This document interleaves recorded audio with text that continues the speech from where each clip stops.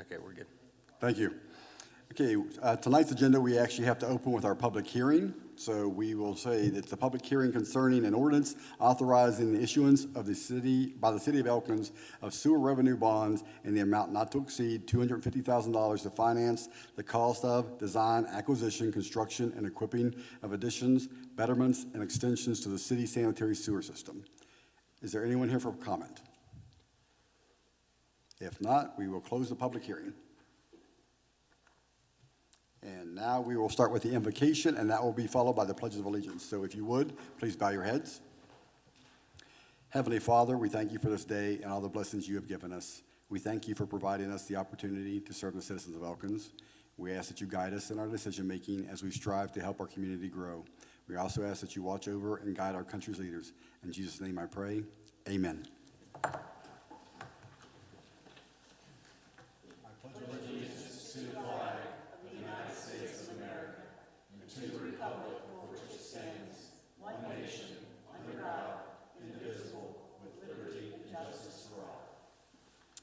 I will now call the city council meeting to order and ask our city clerk to take roll, please. Councilor Bross Friganera. Here. Councilor Carroll is absent. Councilor Chenoweth. Here. Councilor Hinchman. Here. Councilor Kearns. Here. Councilor Lowther is absent. Councilor Parker is absent. Councilor Pliszka. Here. Councilor Severino. Here. And Councilor Thompson is absent. 6 present, you have a quorum. Barely, but we have one, yes, thank you. Is there anyone here for public comment tonight? If not, we'll move down to the minutes, and I will entertain a motion to accept the minutes from the March 7th, 2024 meeting as presented. We have a motion. Any questions or comments? If none, all those in favor say aye. Those opposed, nay. Motion carries. Under correspondence and notifications, down to presentations. We have guests here, 2 young ladies from the Elkins Depot Welcome Center. Ladies, welcome.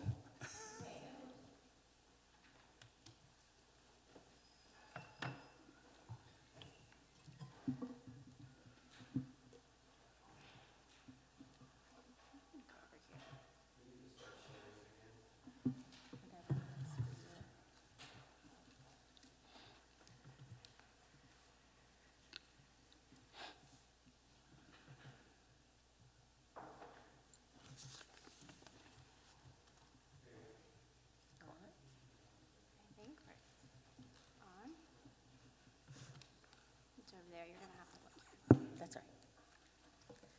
Good evening. On behalf of the Board of Directors, Samantha Pete, our Marketing Director, and myself, Ann Beardsley, we'd like to thank you for allowing us to come this evening and to give you an overview of what we've been up to for the last year. The Elkins Depot Welcome Center opened its doors in 2006. And since transforming into a fully accredited Convention and Visitors Bureau, we've raised our visibility and become a highly respected organization throughout the region and the state. Since 2006, we have served over 559,000 guests at the Welcome Center over the course of 17 years. We had approximately 24,400 visitors in 2023, with more than 46,800 brochures being distributed. As an AmeriCorps member, Mel, who could not be with us this evening, is responsible for managing our volunteers. And they're a vital part of our organization, and they staff the Welcome Center on most occasions, and this year they did 1,742 hours of volunteering at the Welcome Center. Marketing. So our digital footprint expanded in 2023 as more of our audiences researched vacation destinations online, utilizing a variety of channels, including social media and email marketing. Our combined social media platform saw increases in followers and profile visits. We have over 25,100 followers across all of our social media channels, and we have expanded to include TikTok and Threads in 2023. Just to capture a wider audience with our video and our photo content. Currently, we have 12,900 email subscribers that receive our monthly newsletter. We have a 21% open rate. This is a 1% increase from last year, and it's 1% higher than the industry average. We had over 700,000 website page views in 2023, overall creating engaging, visible content, and using a strategic marketing mix are all crucial factors in attracting more traffic to our website. Promoting Randolph County seasonally has been part of our strategy in advertising throughout 2023, and Randolph County appeared in major media outlets, as you can see on the screen, through partnerships with the West Virginia Department of Tourism, USA Today, Travel, Taste, and Tour, GuestQuest, Blue Ridge Outdoor Magazine, West Virginia Living, and Ohio Magazine. We generated over 5,900 leads in 2023. We also participated in the Department of Tourism's Match Cooperative Advertising Program, where we utilized our marketing money by only paying 50% for marketing assets. Randolph County was fortunate to receive national recognition in 2023 from The Travel, one of the 10 most beautiful places to visit in West Virginia during spring, and Architectural Digest, 10 best places to own a mountain home. Travel awaits 8 incredible experiences in the Monongahela National Forest, and trips to discover the 15 most charming small towns in West Virginia. Last year, we responded to the industry research showing outdoor recreation as a top indicator for travelers choosing rural West Virginia destinations. By partnering with Coat of Arms, a Randolph County videography team, we produced versatile video assets that will be utilized for an upcoming campaign. This video highlights many of the reasons residents and visitors choose to recreate in Randolph County.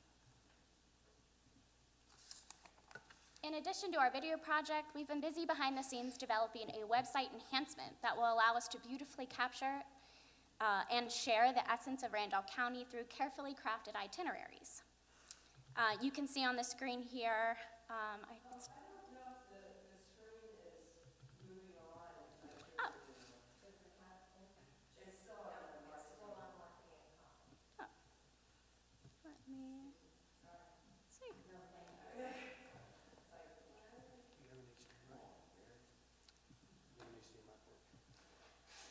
Yes. Yeah, it's right over here.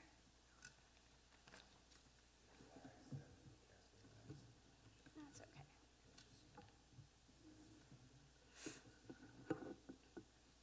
So it's back at the, there, We're a little behind. yeah, so go slow.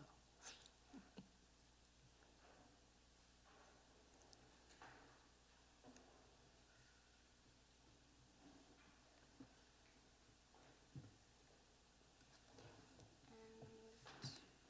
see.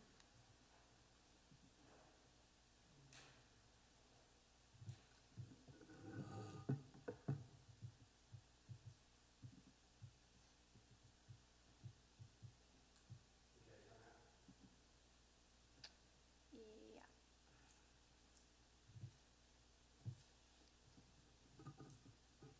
Anything? Is it large enough? No. I Can don't you full know. screen? I don't know.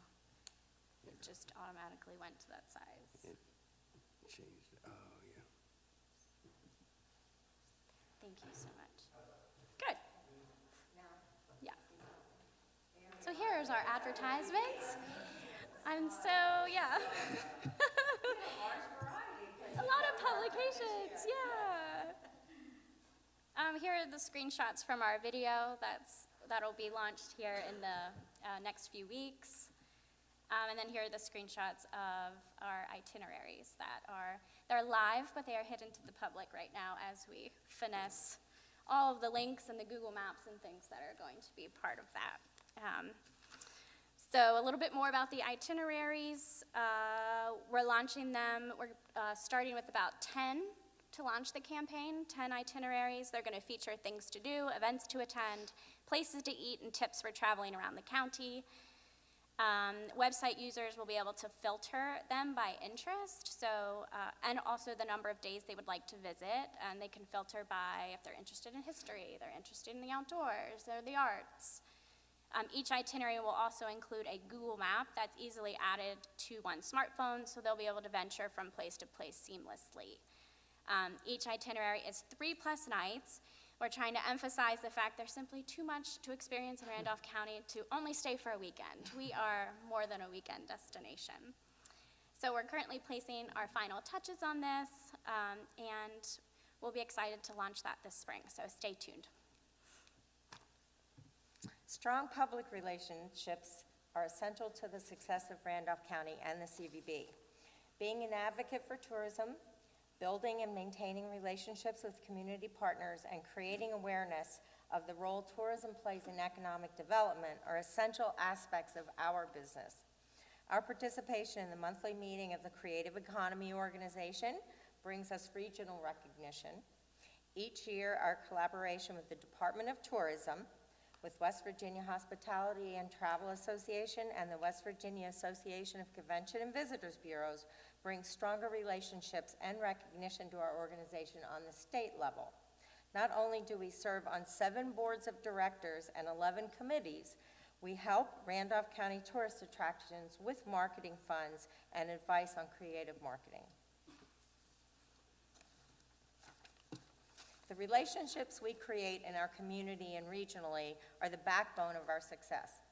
We work hard to maintain our association with groups such as those on the screen, and to determine how we can contribute to their achievements as well as to ours. Tourism growth and continued success also depends on these organizations, their events, and their ability to interact with tourists. Hospitality and tourism does not end when a person walks out the door of the Welcome Center. We're grateful for your understanding and the importance of tourism to Randolph County. In 2022, figures released by the state, which are always a year behind, and we're used to that, but a lot of people aren't, we saw a 9.6% increase in tourism income in Randolph County, bringing our total to $79.6 million.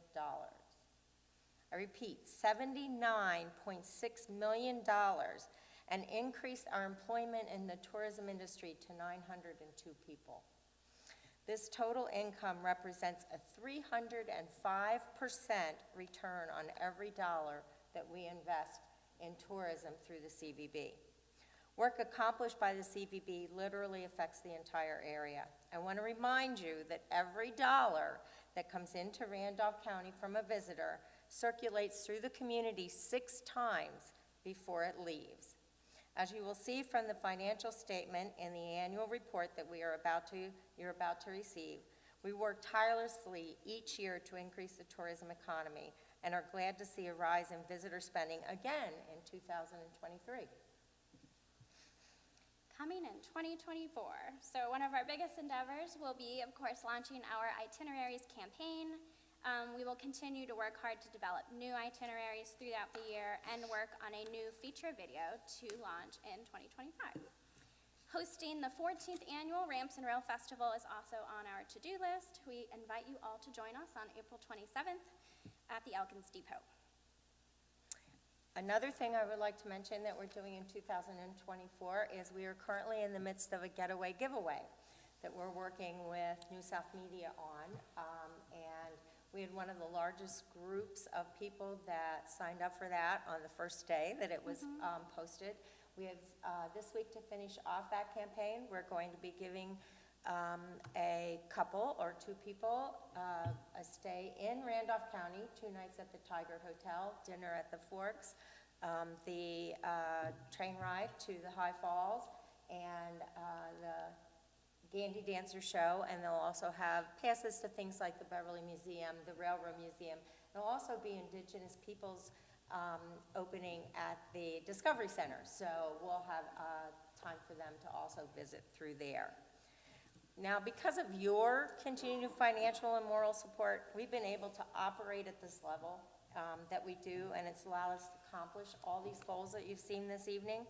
And we want to really thank you for giving us the opportunity to speak so that you can see what the money you're giving us is actually doing for the community and for Randolph County. Questions? I had a question, Ann. Sure. Thank you. From what I understand, that the monies that you receive from the hotel motel have to be spent in a certain, They do Well, have way. to be spent. Yeah.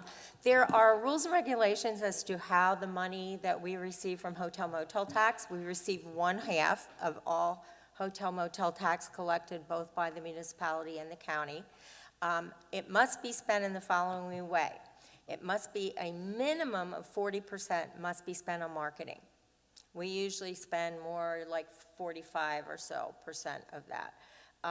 No more than 40% may be spent on salaries and 20% for operations. So we are able to keep our operations below the 20%, and that gives us additional marketing money and makes it a little easier for us to work.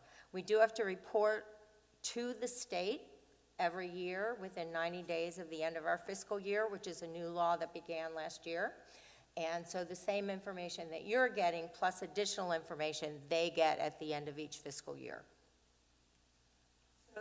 the marketing, are there restrictions on that as well, as far as? It needs to be within, it has to be without, or further out than 75 miles. Okay. Very limited amount of money can actually be used to create a tourism attraction or bring people into a tourism attraction if they're not 75 miles or further away. So it's not for local marketing, Okay. yes.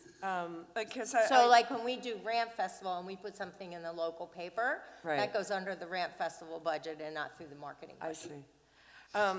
The only reason I was asking is that I've noticed that some states have requested that their legislatures change those restrictions on how the money could be spent, because with some states, the marketing, it used to be, you had to use a lot of those funds for print and things like that, Right. which was very, very expensive. And these days, now you can really get a bigger bang for your buck with social media and things like that. And we do not have a restriction on how that money is spent for marketing, Okay, just that it must be spent on marketing.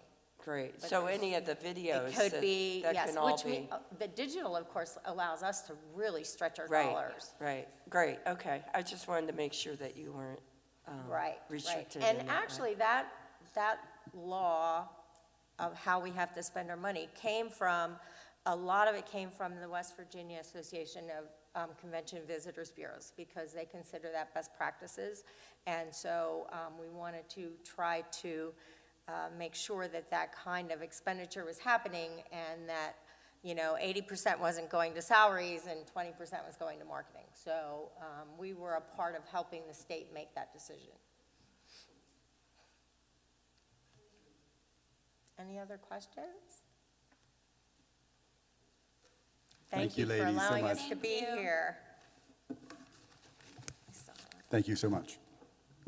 Okay, we will move down to our council reports. And I know that Councilor Parker is out this evening, but I do want to announce that our task force that deals with addiction, homelessness, and mental health will be having a public forum on April 9th at 6 o'clock at the Phil Gaynor Center. We've had some exciting news come our way recently, so we are going to encourage everyone to try to attend if possible. Once again, that's April 9th, 6 o'clock at the Phil Gaynor Community Center. And we'll move down to Councilor Brosberg-Anera.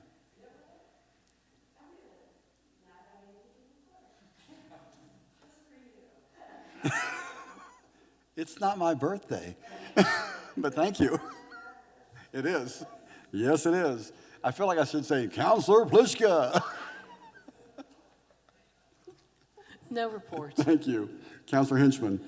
Yes, finance, basically, we've been working on the budgets of the coal severance and the fire department and our general budgets. That's the main thing we've been working on. Thank you, sir. Councilor Chenoweth. Personnel Committee, no report. We didn't have a meeting since the last council meeting, but our next meeting will be the second Monday in April. Thank you, sir. Councilor Kearns. No report. Thank you. Thank you. Councilor Severino. No report.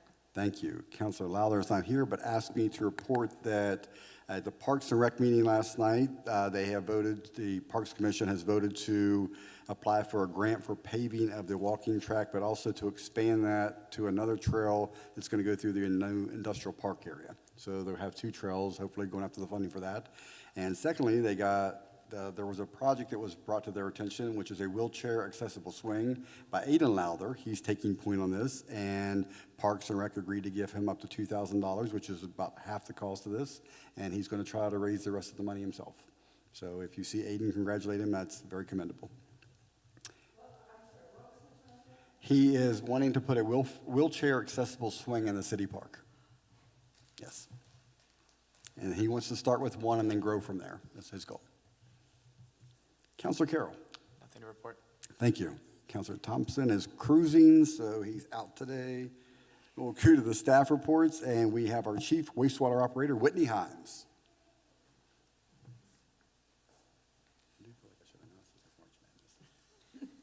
Well, good evening. First off, a long time ago, I mentioned that our wastewater treatment plant has a state-certified laboratory.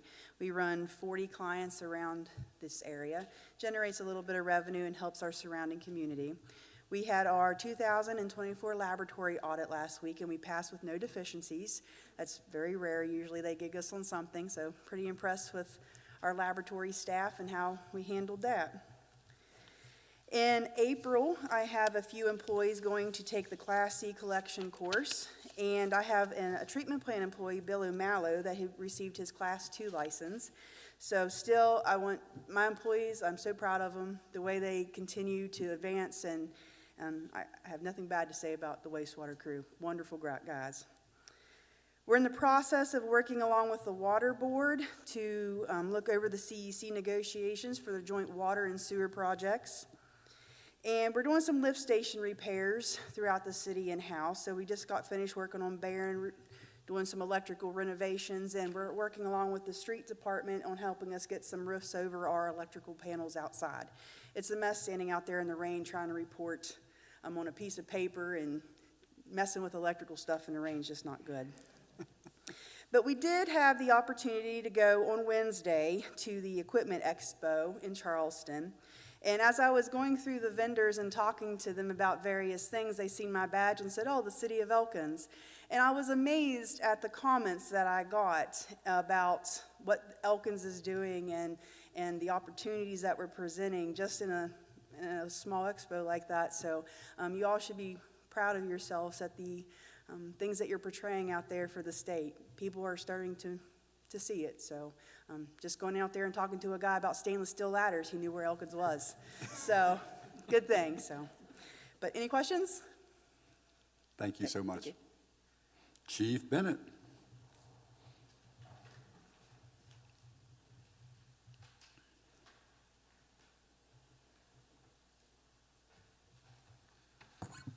Good evening, everyone. I don't have a whole lot this evening. Our officer that's in the academy is finishing up his 4th week already, so it seems super fast.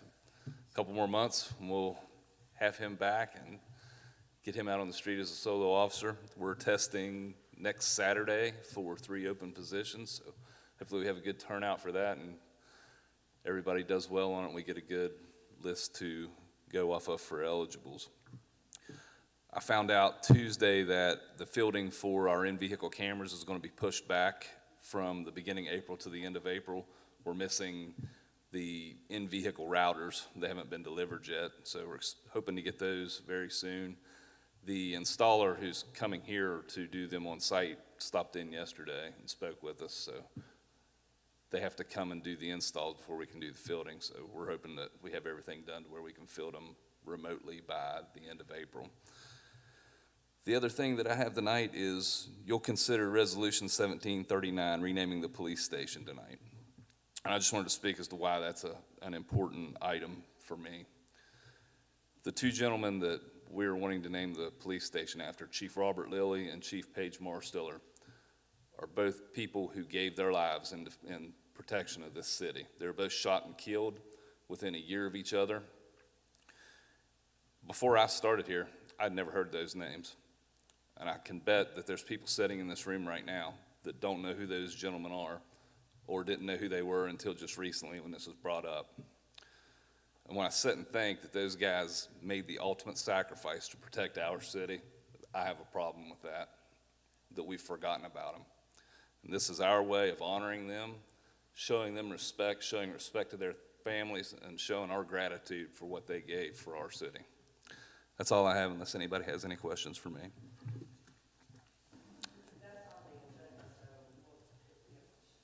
Microphone, please. That's on the agenda, so if we have questions at that time. Okay. Thank you, Chief. Mr. Kessiker. Coach K, basketball. If only I could coach like he did. He was a better recruiter than coach, I'm going to be honest with you. Yeah, yeah, true, very true. Have a few key dates I want to bring to your attention. March the 27th, 10 a.m., we will be doing our HVAC bid opening. Excited, cautiously optimistic about that. But in the process doing that, we have tweaked something. The boiler demolition project and asbestos removal out of City Hall is going to be bid separately out of that project. We think we can drive the cost down by doing that. And also, we discovered a way, when the contractors were here doing the tour of the building and looking at the site, we discovered a way that we can also work on the HVAC project through the winter months and still have heat. So it's good news. We're hoping it helps with the cost. Again, we won't know until we start opening the bids. So March 27th, HVAC bid opening. March 27th at 11 a.m. is the pre-bid for the boiler demolition project and the asbestos removal. April 3rd will be the bid opening for the boiler demolition and asbestos removal. Currently working with Sean with the street department on the paving list. He has that well under control. He does a tremendous job every year with that. I just kind of sit back and bounce some ideas off of him, listen to how he wants to run with it, and I let him do it because he does such a fine job with that. Met with the company that will be installing the Welcome to Elkins signs. The gentleman assured me that they will be installed and ready by the end of May. So we're moving forward on that as well. Haven't had a report the past couple meetings from our code enforcement building inspector. Have a brief report here. The only thing I want to hit on is something that when I started last year in January of 2023, and then we brought Jesse on around March, April, I think, of 2023 as well. One of the key things that we wanted to focus on was vacant building structures and how they set and weren't being accounted for. Year to date, we have 43 registered now. And out of those 43, many are coming due on their first year, so we will start seeing some fees being received by the city. So I think that's really good news. It speaks volumes of her, of getting the project going, staying on top of it, following up with people. You know, we send letters out. Sometimes people come back and they can prove that the house is in use, and no harm, no foul, thank you very much. But we currently have 43 homes or buildings on that list, and that'll be a source of revenue that'll come into the city. So job well done by her, job well done by everybody in the operations department. So that's all I have tonight, unless anybody has any questions. I see what you did there, no harm, no foul. No harm, no foul. It's March, come on there. Exactly. I mean, come on. Well played, sir. Yeah. Any questions? I want to thank you so much, because I think it was Rules and Ordinances, 8 years ago, maybe, that put together that vacant properties ordinance. So it's nice to finally see. It's working. It's working. Yep. Sometimes it takes a while. Thank you so much. Thank you, sir. Yep. Ms. Judy?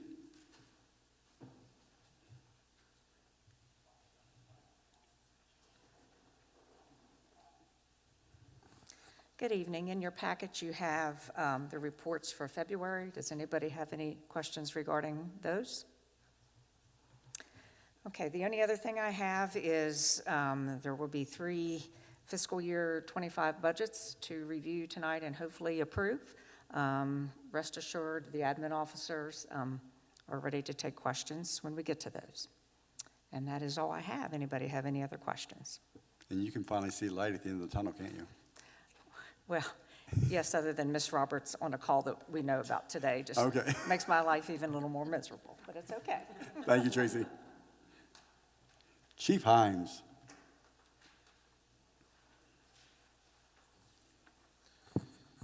Good evening. A few things. So year-to-date, call volume, we're at 191, still trending 33% high from last year. It is starting to slow up, though. So final on the engine will be leaving early Wednesday morning. There's a crew of 6 of us from the fire department. We'll be traveling to Columbus to do final on the engine. I got bad intel and lied to you 2 weeks ago. It was not out of the plant for graphics. It was out of plant for the alignment, so the graphics are not done, and they're going to be done at the dealer. If we find any paint blemishes Wednesday, it will be repaired before it leaves. So, and it's easier to do that if the graphics are not on it. So, smoke alarms, we installed the 30 that we had and got another shipment of 60 more yesterday and have almost 2 full pages of requests. So we will pick that back up and go until we run out, and then we will beg and plead for some more. The one thing that I did want to mention, if you've been following the news on the situation over in Grant, Hardy, Hampshire counties, we were requested to assist Petersburg last evening on that fire that was at that time estimated at 200 plus acres. I think they're saying it's now around 500. The crew of 4 left in the brush truck towing the side by side at 7:35 last evening. They returned to the station at 11:40 this morning. They were there all night doing structure protection, and I don't know where that stands currently. I think the last report I saw was 30 to 40% contained. The governor did declare a state of emergency in those 4 counties: Hampshire, Pendleton, Grant, Hardy. To the best of my knowledge, there is not a burn ban. They believe that those fires were human error or power lines because of the winds. It was not lightning because we haven't had any rain. But hopefully we'll get some tomorrow night, and those guys over there will get a break. One of those fires actually extended into the George Washington National Forest, so the U.S. Forest Service kind of took over on that one. But they've got several hundred acres on fire to the east of us. But wind and lack of rain and stuff, and the season is here, so.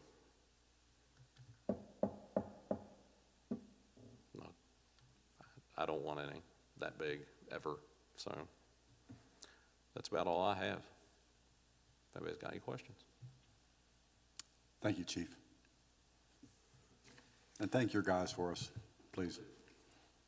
Mr. Stokes. Thank you, Mayor.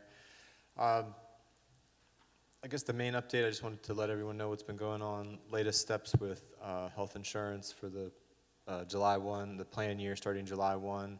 We all know there's some big changes with the adoption of the high deductible plan and the implementation of health savings accounts.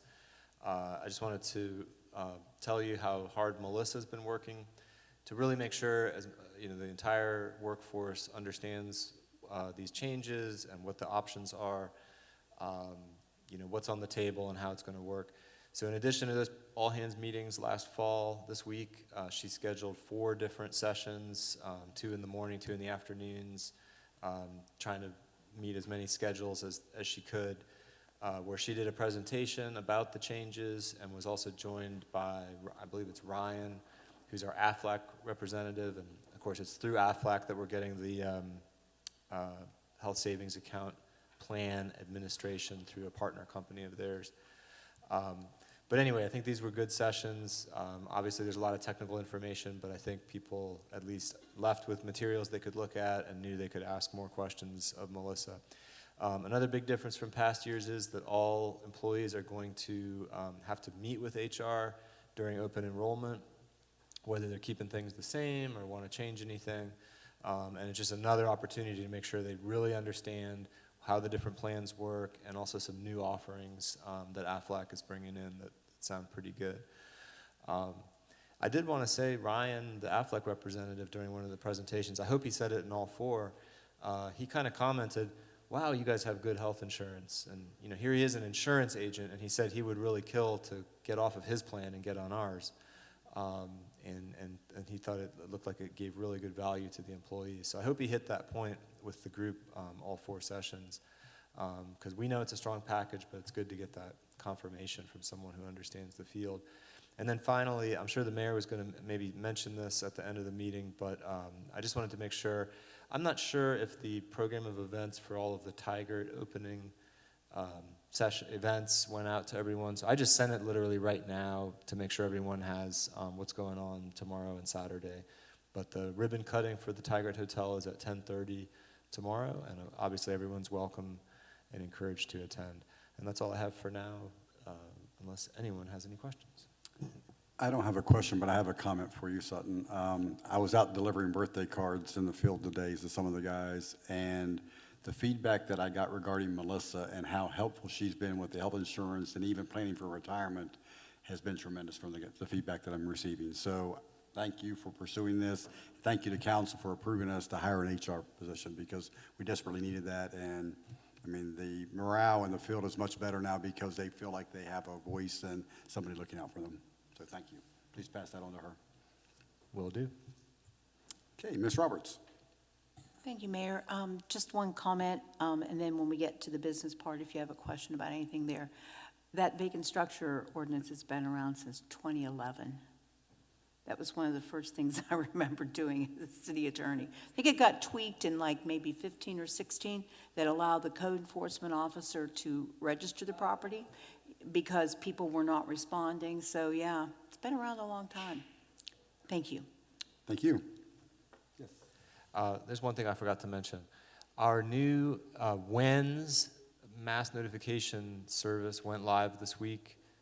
Jeremy's been working hard the last month or so, back and forth with the company, getting everything. There's more that goes into setting it up than I expected. But we have a page on the website now where you can access all of the different forms of notifications that the city offers. But to everyone here, anyone watching, a message went out to ask everyone who was already subscribed to visit a link and update all their information. A lot of the contacts we have are only phone numbers, and that doesn't allow us to get, use geographic targeting and whatnot for certain types of messages. So really excited about this program. It's great for the city to have its own notification system. It's been great to partner with the county for so long on their Nixle, but I think it's time for the city to kind of take this next step. And so I'm pleased to announce that and thank Jeremy for all his hard work on it. Thank you, Jeremy. Okay, moving down to the approval of vendor invoice payments. I will look for a motion to accept the invoices from March 4th to 15th, 2024. So moved. We have a motion. Any questions or comments? If none, all those in favor say aye. Aye. Those opposed, nay. Motion carries.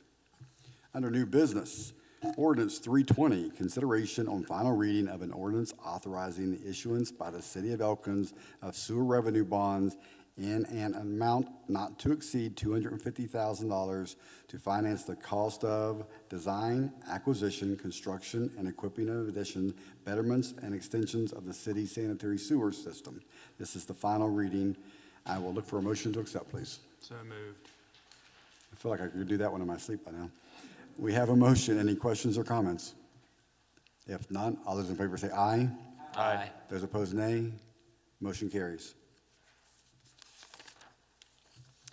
On B, Resolution 1742 will be pushed to the April 4th agenda. The gentleman that was going to come present was not able to make it tonight, so we will skip that one and push it to a future agenda. Ordinance 324, amending Elkins City Code, Section 31.02 concerning council meetings. This is the final reading. I will entertain a motion to accept, please. So moved. We have a motion. Any questions or comments? If none, all those in favor say aye. Aye. Those opposed, nay. Motion carries. Ordinance 325, amending Elkins City Code, Section 152.025, concerning meeting frequency for the Board of Zoning Appeals. This is also the final reading. I will entertain a motion to accept, please. So moved. We have a motion. Any questions or comments? If none, all those in favor say aye. Aye. Those opposed, nay. Motion carries. Ordinance 326, amending Elkins City Code Section 33.036, concerning meeting frequency for the Planning Commission. This is also the final reading. I will entertain a motion to accept, please. So moved. We have a motion. Any questions or comments? If not, all those in favor say aye. Aye. Those opposed, nay. Motion carries. Resolution 1736, the fiscal year 25 coal severance budget.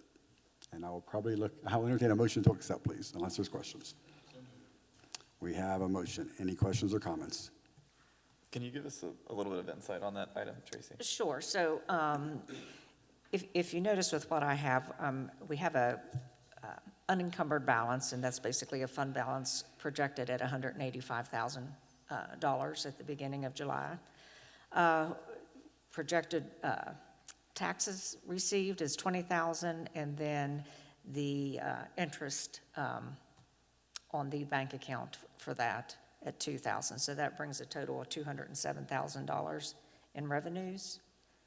And then, let me scroll down here, hopefully. Whoops, sorry. Get up there. Oh, come on. Sorry. And then we just put that $207,000 in City Hall as contingencies. Is that a pretty typical amount from the coal severance tax every year? Well, Or? it was up until this year. We received about $74,000, but I'm not ready to go that, because the prior years has always been right around 20 to 25. So I'm going to shoot low. But yes. Thank you. Okay. Any other questions or comments? If none, all those in favor say aye. Aye. Those opposed, nay. Motion carries. Resolution 1737, the fire fund budget. I'll entertain a motion to accept, please. So moved. We have a motion. Any questions or comments? If none, all those in favor say aye. Aye. Those opposed, nay. Motion carries. And I'm going to pause here for a second and say I really want to commend the administrative officers this year for the hard work they've put into the budgets. The amount of communication between these departments has been tremendous. They've compromised, they've come to a good agreement, they've done their due diligence to cut everywhere they could, so I want to commend them for that. Resolution 1738, fiscal year 25 general fund budget. I will entertain a motion to accept, please. We have a motion. Any questions or comments? If none, all those in favor say aye. Those opposed, nay. Motion carries. Resolution 1739, renaming the police station. And Chief, would you like to elaborate again? Sure. Again, in my comments during my report, these two gentlemen gave their lives within a year of each other, both police chiefs in 1901 and 1902. One, Chief Lilly, was killed assisting another officer making an arrest alongside the river. When that person pulled out a gun, they exchanged gunfire. The other, Paige Mercer, was killed in South Elkins while transporting a prisoner to jail. That person pulled a pistol and killed him. So for me, even though this has been 120 years ago, this job doesn't change very much. It hasn't changed that much since then. We have new technology, but the threat's still there. The dangers are still the same. I'm thankful that we're not putting a third name on this list, to be honest with you. But remembering these gentlemen and honoring them is a big deal. I think it means a lot to the public, and I think it means a lot to our officers in particular, that when they walk through those doors, that they see something and it reminds them of why they do this job and what can happen when you do it. And this is a chance for us to honor these guys, show them that we remember them and that we appreciate the sacrifice they made to protect this city. I will entertain a motion to accept. Chief, I had a quick question too. So was there a reason you went to, or I guess what was, when you look back through the records and through the history, is there a reason you went for those folks, or were there other police chiefs in the city history that you also considered honoring, or? These are the only two people who were killed in the line of duty. Okay. I was just because again, like it's a long history, and I did some reading too, and I was familiar with the incident with Chief Lilly as well, and that's a pretty troubling point in our history. So I just was curious about what sort of what standard you were looking for when you looked for. So I did that. Thank you. Mm-hmm. I will entertain a motion to accept, please. I also think the history on that, because I've known about that Right. since I was young, is a little, I don't want to bring it up, but have you researched that thoroughly, what exactly happened in this city park and everything as a result of? Absolutely, I have. Okay, okay, all right, I just wanted to bring it up. Honestly, I mean, while that might be a sore spot to some people, to me it doesn't change the fact of the matter that these two gentlemen were protecting our city and were killed by criminals. What happened after that is a totally different story, but I'm remembering that these people are heroes. And I think that's maybe what I was kind of curious about in terms of, again, I don't know a lot of the history of many police chiefs in the city, but I didn't know if there was somebody who had like a very long tenure that was really well remembered and well respected from a long career, regardless of how their service ended, that you'd also considered versus just that standard, those two folks before. No, I'm honoring these two because they gave their lives. Okay. Once again, I will entertain a motion to accept, please. We have a motion. Any other questions or comments? If none, all those in favor say aye. Aye. Those opposed, nay. Nay. I would ask for a roll call vote, please. Nay. I'd like to have a roll call vote, please.